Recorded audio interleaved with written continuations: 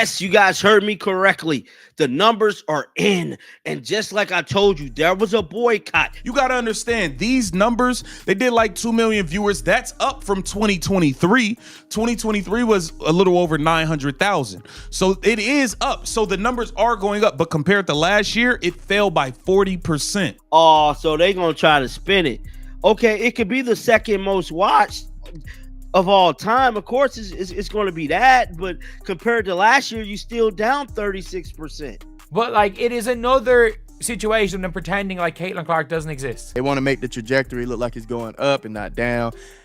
It's whatever, man. We see what's going on. They're trying to make it so that the data looks as favorable as possible. ESPN didn't want to show the ratings were down from WNBA All-Star Game because Caitlin Clark didn't play, so they just used the 2023 numbers instead. ESPN is lying again.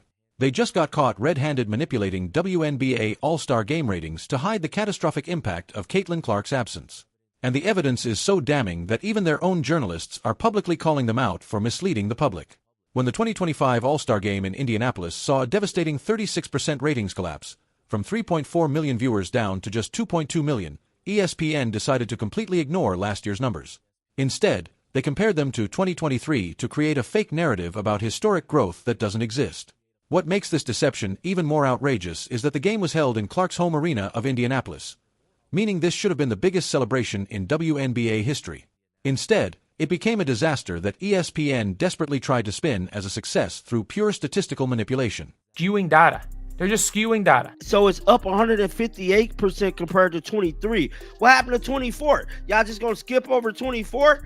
Like, what? Thing is, you know, this could be disingenuous too. That's the bad side of it, because for some reason they have a thing where they want to compare everything without Caitlin. They're like, oh, well, you know, she's an anomaly, so we could compare these numbers to 2023 and show you that without Caitlin, it's growing. This is very similar to the WNBA draft, comparing it to 2023. Very similar to how they are presenting. The injury that started this entire controversy happened on July 15th, when Clark re-aggravated a groin problem during the Fever's win over Connecticut.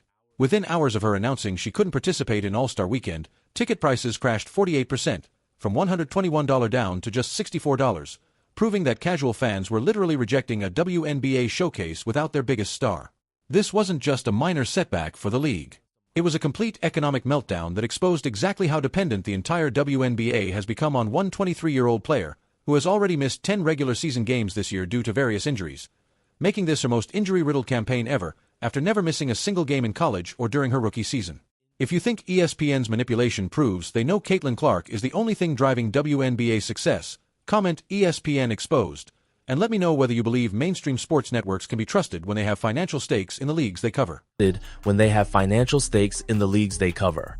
So for all the people that thought that it wasn't a boycott against this All-Star game, it was, bro. People was just DMing me, telling me that they weren't going to look at it. People was telling me that they refunded their tickets. I was even supposed to be there, and I decided not to go because of the things with the referees and the WNBA disrespecting Caitlin. 1,250,000 viewers. Woof, out of existence. No Caitlin Clark, not tuning in. So all of you guys can sit there and say, oh, you guys are just trying to uplift one player. Oh, the league is more than one. I agree, the league is more than one player. It's more than one good basketball player. But is there more than one player that moves the tide? No. We just have to be honest. It's okay. There is fans that are just Caitlin Clark fans. I said this yesterday. If Caitlin Clark was to leave to go to New York or any other damn team, expect significant impact in the Indiana Fever viewership, bro. People might tune in for that first season without Caitlin if she was to leave, but after that, it is over with. There was plenty of people I saw online who said, yo, Caitlin Clark not playing. Oh, she's hurt and they don't want to call fouls. Okay, I'm not giving them a view.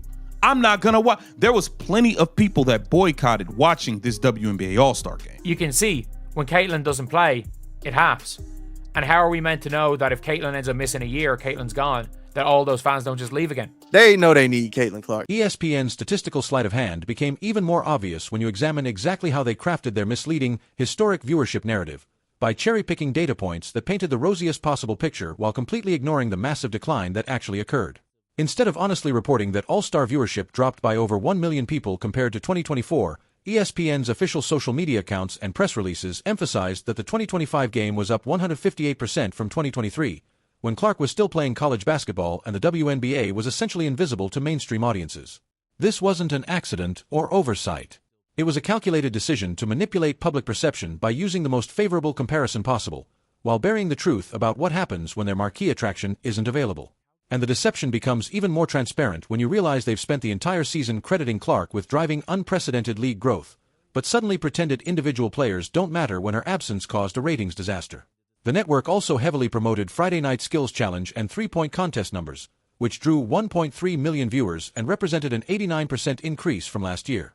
But they conveniently ignored crucial context that explained this bump had nothing to do with overall league health, and everything to do with format changes and scheduling adjustments that typically boost viewership regardless.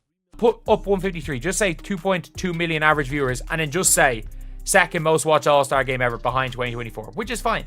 You don't even have to say how down bad it is. It's a PR page. Instead of trying to down Caitlin Clark and diminish her to the level that other people may be at, why don't you promote the other people alongside of Caitlin Clark's greatness? If Caitlin Clark was in it, we're going to say it's up on non-Caitlin Clark numbers because, you know, Caitlin Clark's just an anomaly.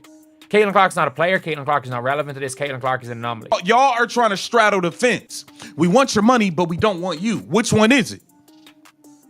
Which one is it? We want the viewership, but we only want viewership from certain people's fans. We want the ratings up, but we don't want these type of, like, no, do you want it or not? You got to accept what comes with everything. The good devastation caused by Clark's withdrawal goes far beyond television ratings. It extends into every aspect of the WNBA's economic ecosystem.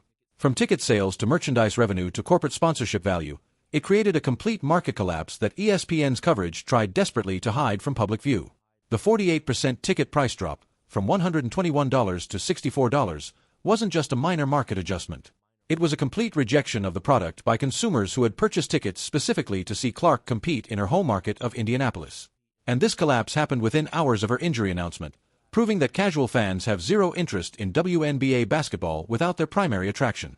Social media was flooded with fans announcing they were canceling travel plans, selling tickets, and simply not watching the All-Star game because Clark wouldn't be participating, creating exactly the kind of fan boycott that ESPN's manipulated statistics were designed to minimize and hide from potential advertisers and corporate sponsors. Stated that, you know what, it was sold out. It was not a boycott. Well, you know the old saying, men lie, women lie, and the numbers don't. This is a case of the numbers not lying. I believe that it's everything also leading up to this. I mean, talk about leading up to this. The officiating, I think enough fans had it up to here with the league as a whole. People had it up to here. You got to understand. Caitlin Clark is getting beat up in these games. The refs aren't calling anything. Kathy Engelbert seems to have air between both of her ears. She seems to have pure air floating between her ears. And I think people are fed up. And what led up to this whole situation is the WNBA referees not giving Caitlin Clark a fair whistle.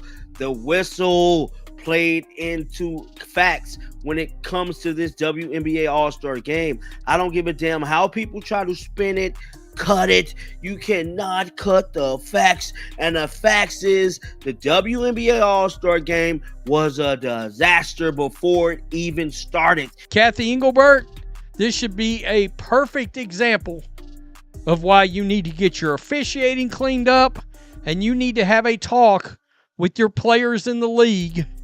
And nobody's asking you to hold Caitlin Clark's hand. Just play fair. And the economic impact extended beyond just the All-Star game itself and affected every business in Indianapolis that had been counting on Clark-driven tourism revenue, from hotels and restaurants to retail establishments that had stocked up on Fever merchandise specifically for the weekend. And ESPN's coverage completely ignored this broader economic devastation while focusing only on carefully selected statistics that made the situation appear less catastrophic than it actually was. Even more damaging for the league's long-term prospects is how Clark's absence exposed the complete lack of drawing power among other WNBA stars.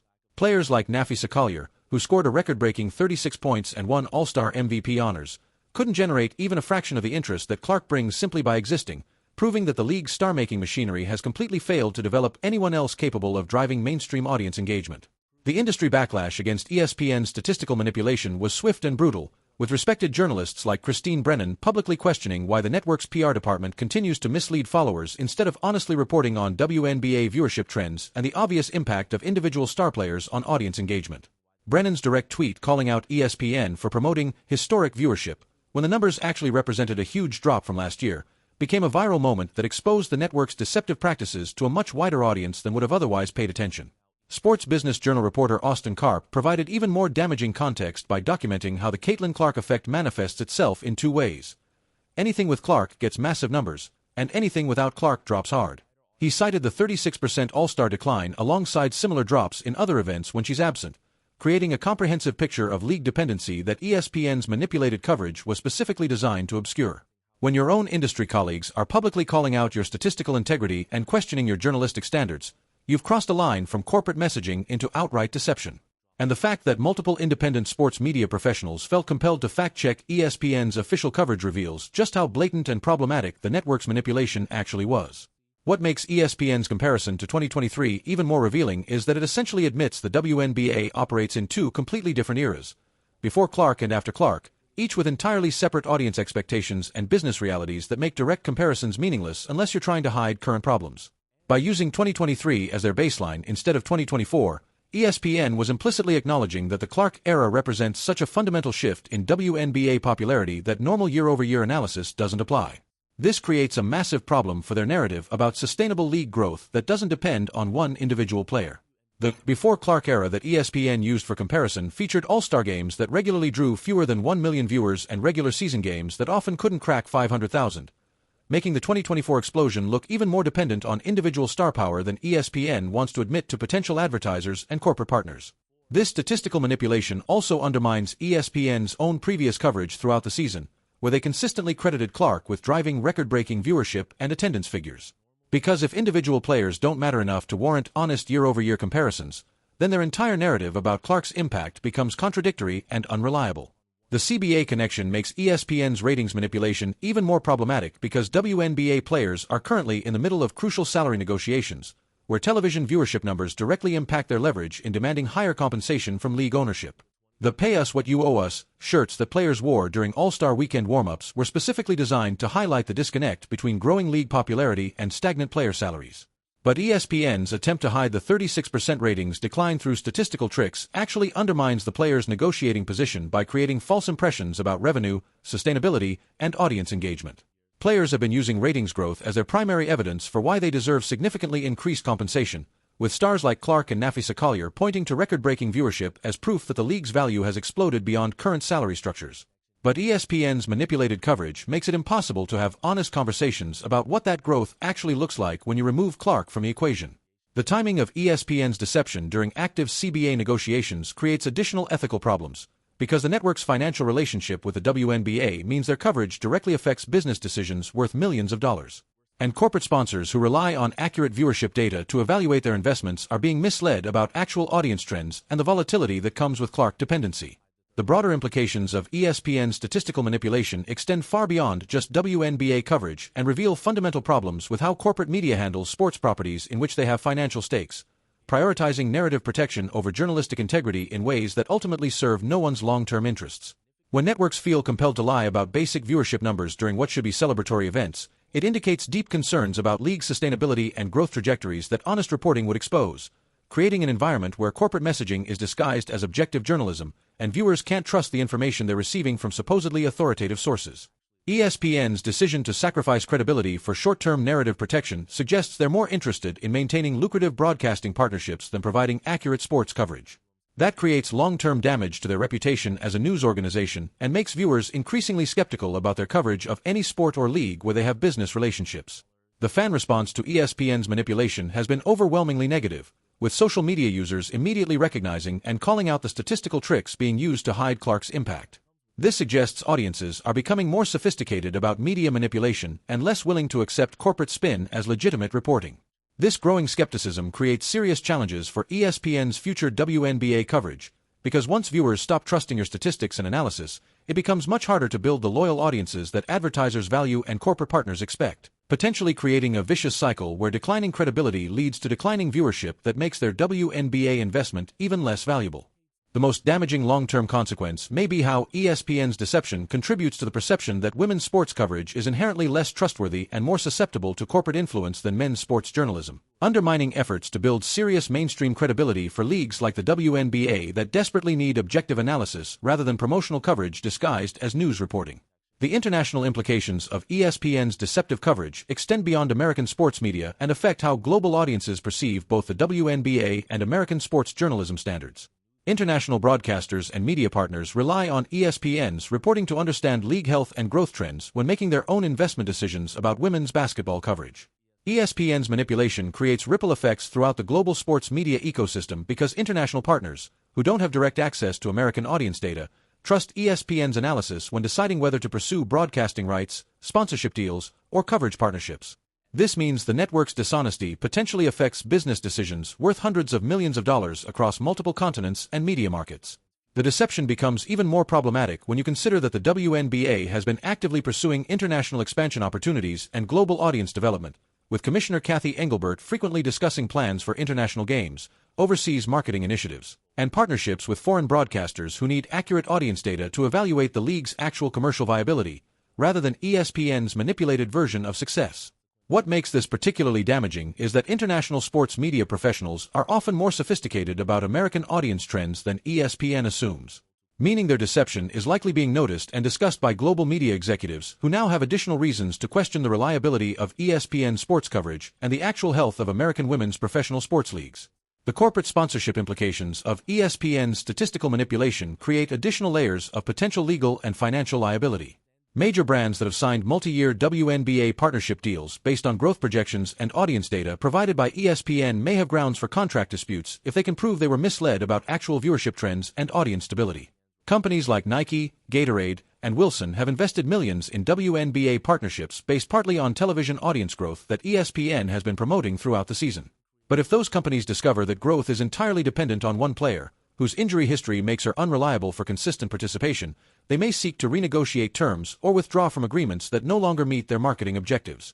The potential for corporate backlash extends beyond direct WNBA sponsors and includes ESPN's own advertising partners, who purchase commercial time during WNBA broadcasts based on audience projections and demographic data that the network provides.